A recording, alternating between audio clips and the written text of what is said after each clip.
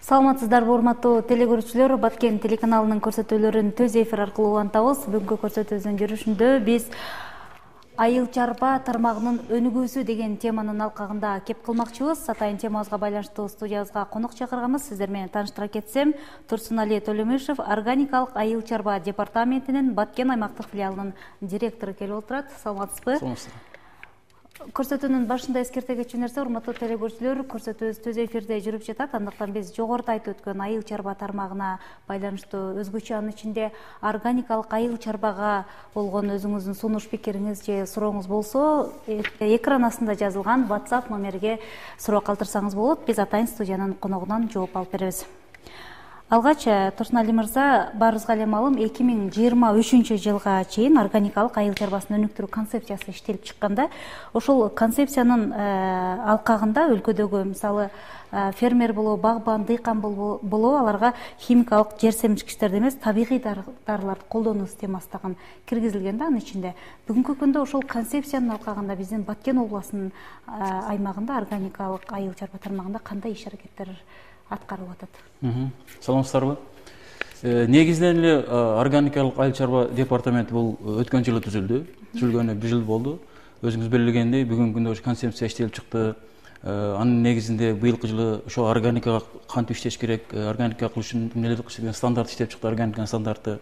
Ошонун негизинде иштеп атабыз. Андан биз Баткен филиалы ушул органика айыл чарба департаментинин облус боюнча 7 пилоттук чарбаларды кабыл алганбыз. Булар Кадамжай районунан 3 чарба, Баткен районунан 2 чарба, Лелек районунан 2 чарба. Анан органикалык аймак деп 1 айлык кабыл алганбыз да. Бүгүнкү күнү ушул органиканы жылдырыш боюнча, элге жеткириш боюнча ошол пилоттук чарбалар менен иштеп атабыз да. Ошол жанагы концепция боюнча, жанагы кабыл алган стандарттар боюнча ушул чарбаларда практика жүзүндө иштеп жүрүп атат.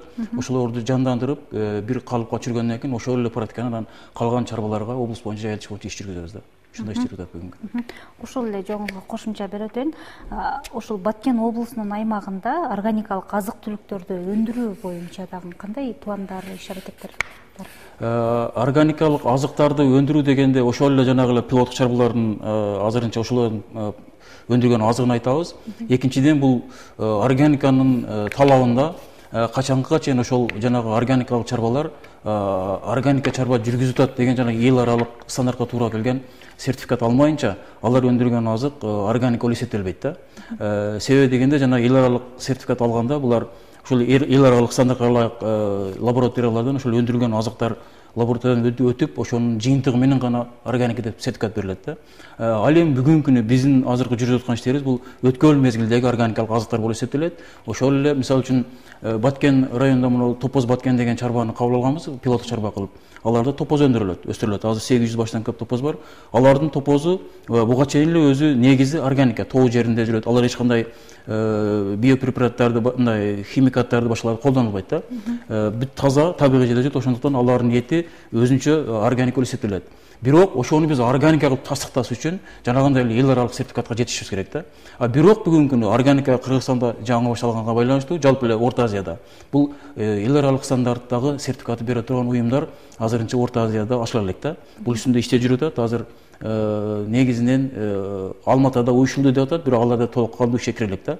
Ошентип ошондой эл аралык стандарттагы уюмдар ачылып, ошолор сертификаттан өткөндөн кийин гана анан биз органика азык кылып өндүрүп баштайбыз. Бирок ага чейин биз азыр фермерлерди органика деген эмне, органикага кантип өтсөк болот, органика чарба жүргүзгөндө эмнелерге уруксат эмес, кандай жер сермикичтерди колдонсо болот, кандай органикалык жол менен дарылай турган дарылар колдонсо болот, ошол жөнүндө окууларды айтып түшүнүк берип атабыз да азырынча дыйкандарга. Ушундай өткөн мезгилдебиз азырынча.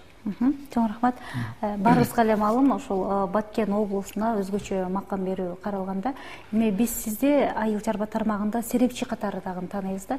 Ошол серепчи катары айтсаңыз, Баткен облусуна өзгөчө макамды кабыл алуу менен Баткен облусунун анын ичинде ошол айыл чарбасынын келечеги кандай болот деп ойлойсуз? Баткен өзү негизи Кыргызстанда эң татаал, шарты оор облус да. Ошондуктан муну эртерээк берсе болот эле, бирок азыркыга деле шүгүр да. Ушул макам берилгенден кийин Кудай буйруса айыл чарбасына өнүгүү болот деп биз сөзүн ишенебиз. Анткени Баткен облусунун жалпы элинин бул 80%дан көбү бул айыл жеринде ушул айыл чарбасы менен иштейт да. Ошол айыл чарбасыга көбүрөөк жардам бериш керек. Мисалы үчүн эгерде Баткен облусуна жаңадан ушул макам берилгенден кийин негизги мисалы үчүн каражат да бөлүнүп деп атпайбы, ошол каражаттын негизги пайызын ушул айыл чарбасына берилсе деп мындай суранып сунуштап кетет элек да. Анткени жанагы айткандай негизден элдер айыл жеринде жашашат, анан агрардык облустпуз да. Жалпы эле Кыргызстан агрардык мамлекет. Ошон үчүн айыл чарбасына көбүрөөк көңүл бурушубуз керек. Анан ушул айыл чарбасына жардам бергенде биринчи иретте ушул органика тармагын колдоп кетсе жакшы болот эле да. Анткени бүгүнкү күндө дүйнө жүзүндө бул органикалык азык өндүрүү бул эң биринчи орунда турган багыт да. Себеби дүйнө жүзүндө азыр органикалык азык жөнөкөй традициялык түр менен өндүрүлгөн азыктан 2-3 эсе кымбат турат. Ошол эле учурда мисалы үчүн биз Баткен өрүгүн алып көрө турган болсок, биз Баткен өрүгүн бүгүнкү учурда Россияга же башка рынокко чыгарганга мүмкүнчүлүк өтө аз да. Анткени буга чейин биз Союз мезгилинен баштап бул өрүк менен чыккан рынокты, Россиянын рыногун бул тажик туугандар менен өзбек туугандар ээлеп алышкан да. Бүгүнкү күндө бизди киргизе койушпайт.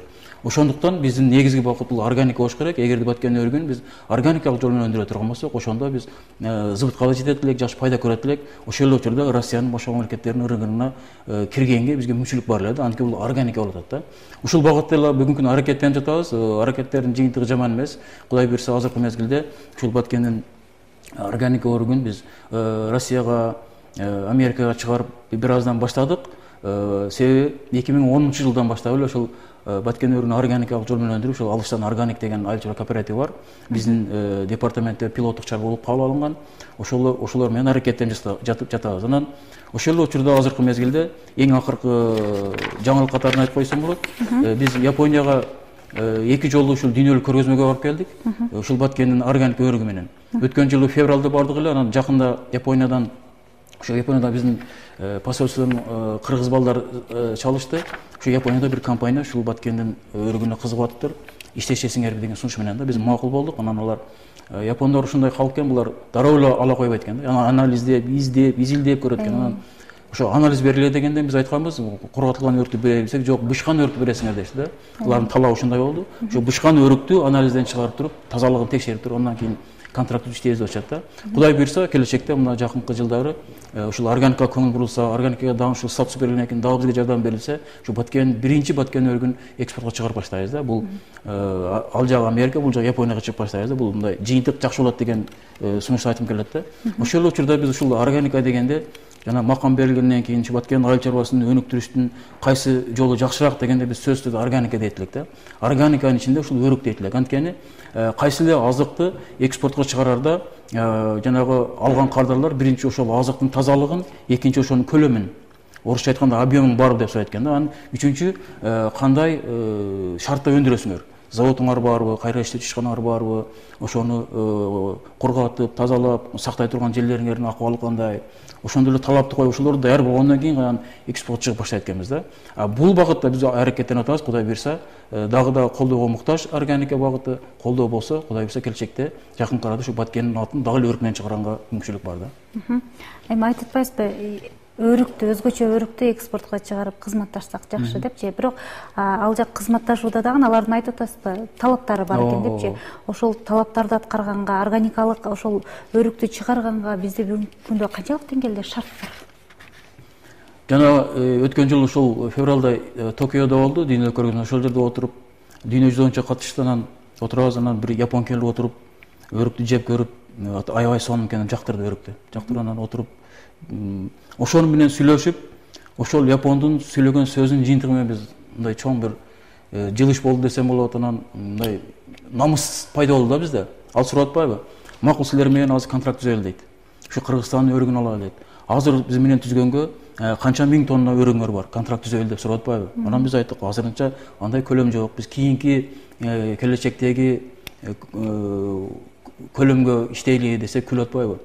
Анан макул дейт анаңар жок. Экинчи биздин эмебиз, суранычыбыз. Бизге азыр ошол өндүрүлгөн азыгыңардын, өрүгүңөрдүн өндүрүп жаткан мезгилин көрсөтүп берели дейт да. Кандай жерде өндүрөсүңөр, тазабы, таза эмеспи, заводуңардын элдер иштеп атканын, жана азыр система хас стандарт деген бар, ошол тазалык боюнча да, санитардык жактан бүт таза деген. Ошондойлор система хас стандарт киргизилгенби силердин цехиңерге деди. Анан биз айттык, азырынча андай шартыбыз жок. Дыйкандар бизде эми болгондой айттык да, дыйкандар ошол талаада эле өндүрүшөт, ошол жерден анан бир жерге чогултуп, жууп тазалап, анан экспортко чыгарабыз десек, күлүштү да. Силер ошондой талапка, дүйнөлүк коюлуп аткан талапка жооп бермейинче, силер экспортко чыгарбайсыңар деди да. Анан ошондон келип туруп биз ушул Алыштан айыл чарба кооперативинин базасында ошо бүгүнкү күнү мына 2 жыл болду, логистикалык борбор куруп атабыз. Буюрса азыркы мезгилде 85-90%ке бүтүп калды. Ага биз негизинен эл аралык уюмдарга кайрылып, ошолордун колдоо менен бүгүнкү күнү ушул заманбап жабдууларды алып койдук да. Өрүктү жууп тазалап, калибровка кылып чыгара турган, өрүктү кургата турган, ошол эле учурда жанагы бышкан өрүктөн варенье, жана сокторду чыгара турган жабдууларды койдук. Мындан сырткары ошол өрүктү биз органика кылып өндүргөндө, бул органиканы сакташ кыйын да. Себеби ал жерде эч кандай химикаты жок, ага курт эртерээк түшөт да. А жанагы алтын көктү менен ишталган өрүктөр булар сакталып тура берет, ага курт жолобойт да, себеби анда химикаты бар. Органикада курт түшкөндүктөн биз акыркы биздин тапкан жолубуз бул сөзсүз түрдө ошол муздатылган кампада сакталыш керек болуп калды. Анан биз кампаны даярдап салдык. Ал жерге да азыр $20,000 жакшынакай оборудование коюлду. Азыр кампабыз да даяр. Быйылкы жылы эми Кудай Баткенге өрүктү бербей койду. Баткен келмей жалпы Орто Азияга өрүк болбой калды, жана суу калып кетти. Быйыл иштете албай калдык. Кудай буйрса, кийинки жылга жаңы сезонго биз ушул жана эл аралык стандарт койгон талаптарга ылайык даяр болуп калдык да буйрса. Бул эми Баткен облусунун бир эле айылында болуп атпайбы? Ушундай эми логистикалык борборлорду Баткен облусунун ар бир айылына даярдаш керек да. Ошондо анан жанагы чет элдеги кардарлар сураган көлөм болот, чет элдеги сураган тазалык болот. Ошондой заводдор болот, анан биз экспортко чыгып баштайт экенбиз да. А буга чейин акыбал кандай экен? Буга чейин акыбал биз өрүктү өндүрүп эле сырье катары тажик туугандарга берип турганбыз. А биздин жаныбызда мына Исфара шаарында 25 км алыста 17 кайраштуу заводу бар. Бүт барлык шарты менен. А бизде бирөө да жок болуп атат. Ошондуктан аларга сырье берип турганбыз. Эми бүгүнкү күнү өзүбүз ошону иштетип өзү чыгаруу үчүн ошондой эле заводдорду ар бир айылга курушубузга туура келип атат. Башка жолу жоктой эсептелип атат да. Жогоруда айтып өттүңүз, органикалык айыл чарба азык түлүктү өндүргөн биздин Алыштан кайраштетүүчү деп атпайсызбы? Ошондо Баткен облусунун аймагында бир эле ушул өндүрүүчүлөр барбы? Алыштан элечи, Баткен облусунун башка аймактарында дагы айыл чарба азык түлүгүн өндүргөн эмелер барбы? Бул өрүктү кайраштетүүчү башка айылдарда эле бар, бирок аз санда да, бир 3-4 айылда эле бар да, 3-4 айылда эле. Бирок жанагы айткан эл аралык стандартка бир да жооп бербейт да.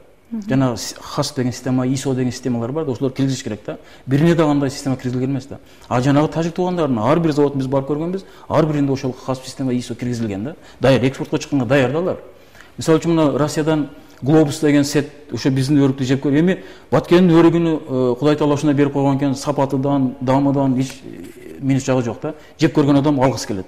Анан Глобус деген сет айтышты да, Баткен облусунда канча тонна өрүк өндүрөсүңөр деди. Биз айттык, статистикалык маалымат боюнча 20,000 тоннага чейин кургатылган өрүк өндүрүлөт. Анан алар айтышты, силердин Баткен өндүрүлгөн өрүк биздин сеттин бир жылдык керектөөсүнө жетпейт деди да. Биз силер менен контракт түзөлү. Биз 2 аудит жөнөтөбүз деди, 2 адис жөнөтөбүз Кыргызстанга. Барышат, ошо силердин заводуңарды барып көрөт, киргенден чыкканга чейин. Бүт журналдардан бери бүт болуш керек экен да. Ошолор биздин талапка жооп берсе, биз силер менен контракт түзөбүз, Баткен облусунун өндүрүлгөн өрүгүн бүт бара алабыз дешти да. Анан аларга да жооп берет да, биз андай немеге азырынча келе элекпиз. Эми биздин акыркы эмебиз, ишеничибиз ушул мына Баткенге өзгөчө макам берилип атат.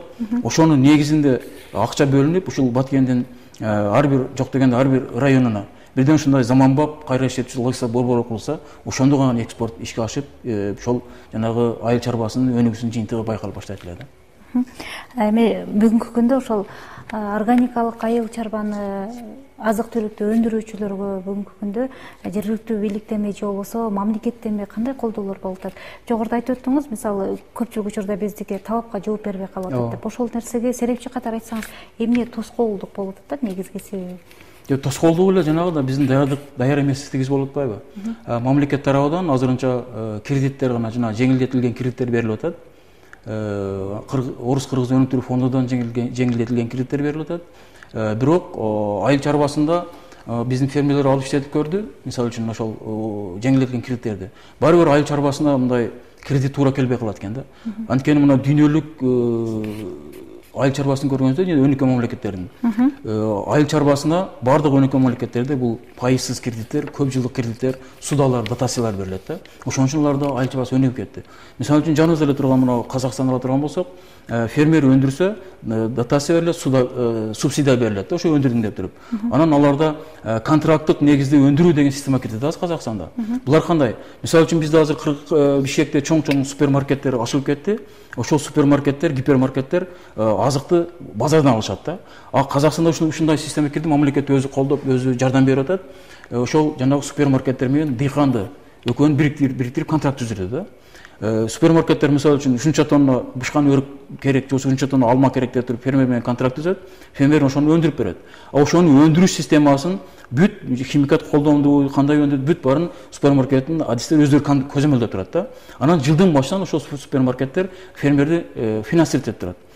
Эмнеге акча керек, бүт баарын камсыз кылып турат, алар өндүрөт, эмелер сатып алат супермаркеттер. Мындай системага түштү да. Азыр биздин практикада андай система жок даган, дыйкандар жылдын башынан эле быйыл кандай түшүм болот, кайсы азыкты эксем, кай жака сатам, канча сатам деген ушундай туңгуюк бар да. А ошол системаларды бизге деле киргизсе Кыргызстанга, ошондон бир өнүгүү болот да. Мисалы үчүн биз ушул макамдын негизинде сунуштап атабыз. Ошо органикалык чарбасын өнүктүрүү багытында Армениянын практикасын киргизсек. Ошол Армениянын практикасын Баткен облусунда киргизип көрсөк, эгерде жакшы жыйынтык берсе, анан башка облустарга жайылтсак деген сунуш берип атабыз да. Арменияда кандай экен? Арменияда бүт региондордо, облустарда ошо органика менен иштеген чарбалардын, фермерлердин тизмеси бар экен. Аларга мамлекет заказ берет экен, бизге ушунча тонна картошка, ушунча тонна пияз, бүт айыл чарба азыктарын. Фермерлер органика кылып өндүрүп берет экен, мамлекет сатып алып туруп, мамлекет органикалык азык менен мамлекеттик ооруканаларды, детсадтарды, мектептерди бүт органик азык менен камсыз кылат экен да.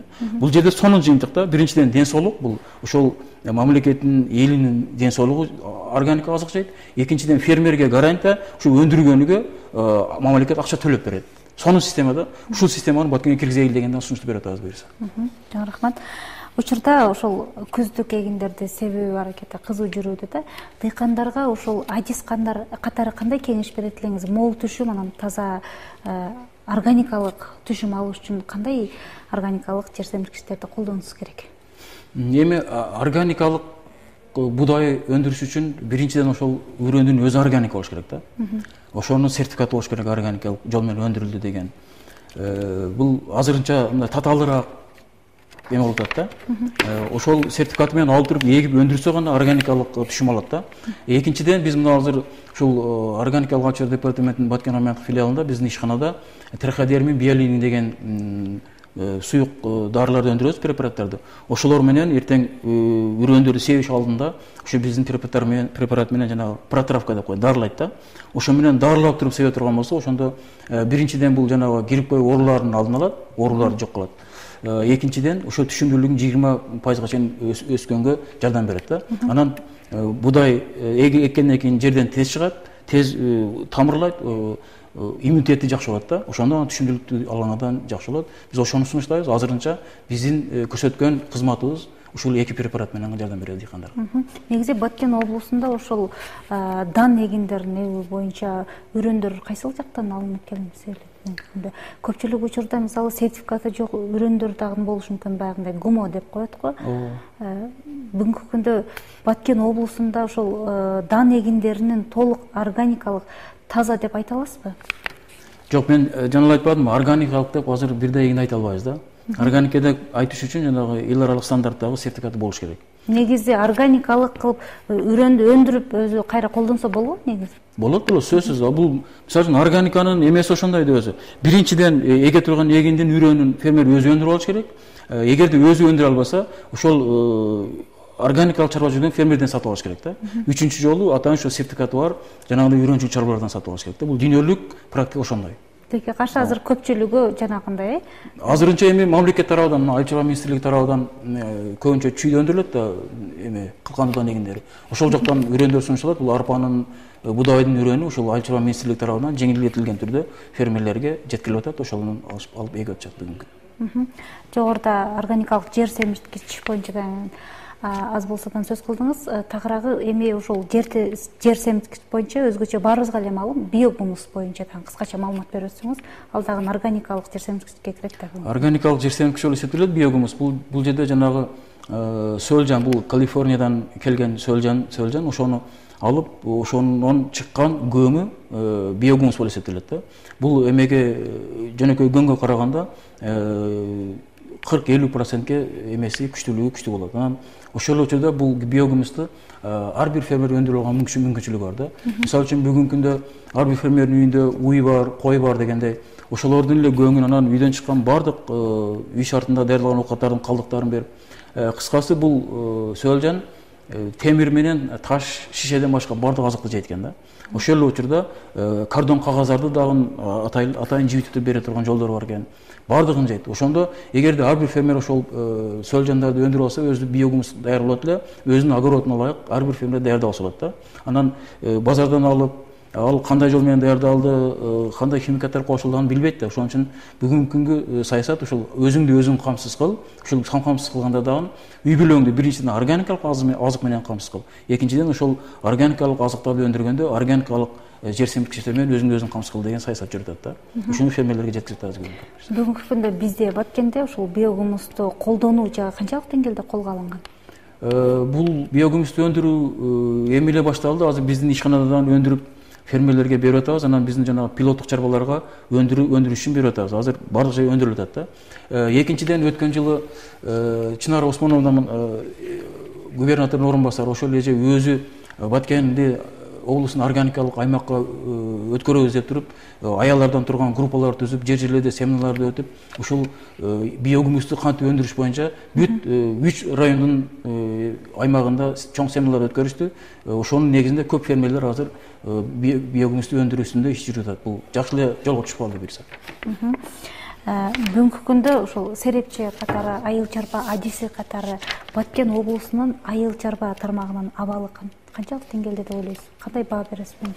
Айыл чарба тармагы эми жаман эмес, жакшы эле буюрса.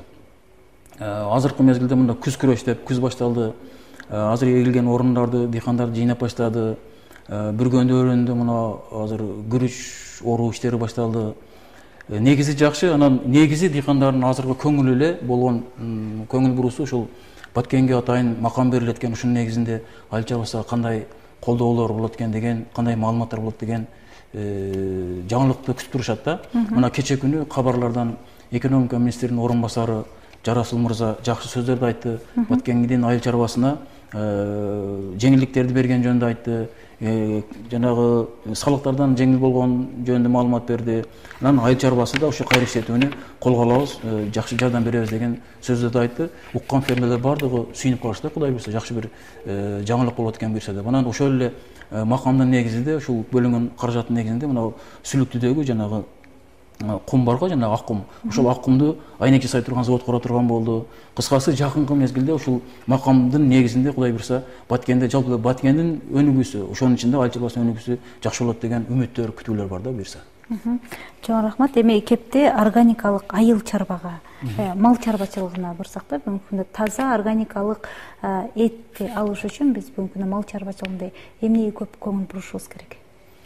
Органикалык чарба жүргүзүүдө бул мал чарбасында негизинен жанагы ветеринардык препараттарды колдонобуз да көбүнчө. Ошолордун ичинде дагы карап органикада уруксат берилген препараттарды гана колдонуш керек да. Андан сырткары жанагы гормондор деп коет.